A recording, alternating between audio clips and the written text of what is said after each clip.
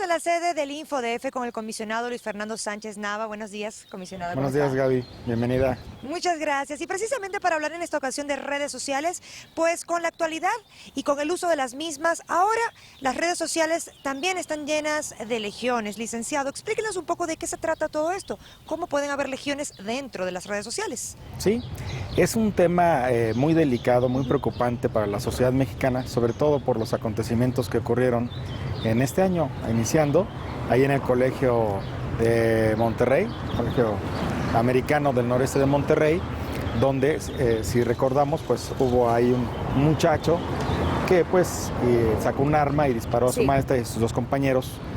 Desafortunadamente la maestra acaba de fallecer. Y pues se descubrió a través de las investigaciones que a través de las redes sociales hay legiones, es decir, grupos que incitan, y sobre todo dirigido a los jóvenes, al odio, a las amenazas, al bullying, a la violencia.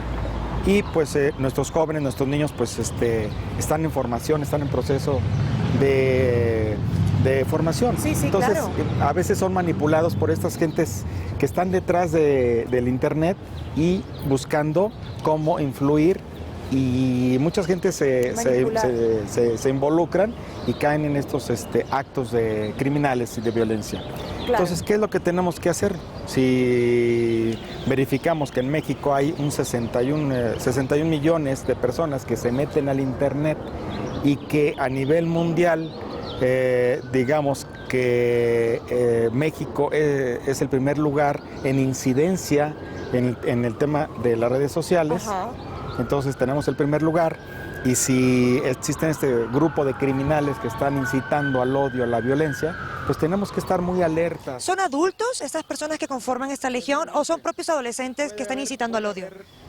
Adolescentes y adultos que se van involucrando y se van metiendo unos con otros, y vamos metiendo mensajes, crean su propio lenguaje, como la Legión Hulk, que empiezan a meter nuevos mensajes, nuevos lenguajes, a manera de que vamos creciendo a una red de jóvenes, y pues todo el mundo se va, digamos, se va haciendo una bola más grande, para que se pueda influir en otros jóvenes y poder acrecentar esta red, ¿no? Este grupo. Claro. Siendo entonces el público infantil, el público adolescente tan susceptible a este tipo de información que pueden encontrar en redes sociales, ¿de qué manera los padres pueden estar también atentos? ¿De qué manera pueden involucrarse con el InfoDF, por ejemplo, para estar al día y que sus hijos no sean víctimas de este tipo de información dentro de las redes sociales y el internet?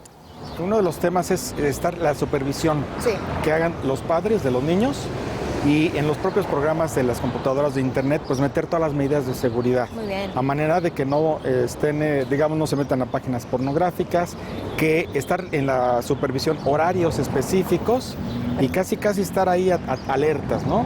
Sobre todo, y detectar el lenguaje nuevo que está haciendo el joven, el adolescente. Muy bien. Si hay un lenguaje que empiezan a utilizar los niños, es que ya están en esas redes. Muy bien. Entonces hay que estar alertas. Nosotros en el InfoDF hemos acudido a varias instituciones educativas, tanto públicas como privadas, sobre todo a las primarias y secundarias, y estamos creando una especie de carta compromiso, donde el niño y el adulto se comprometen a seguir ciertas medidas de seguridad, exactamente, para que no caigamos, por ejemplo, no contactar con desconocidos. Esa podría ser una buena recomendación. No responder a jóvenes desconocidos. Y una vez que se firma esta carta compromiso, donde el papá, incluso el maestro, también van a estar en la supervisión y acompañamiento para que el niño no caiga en estas redes.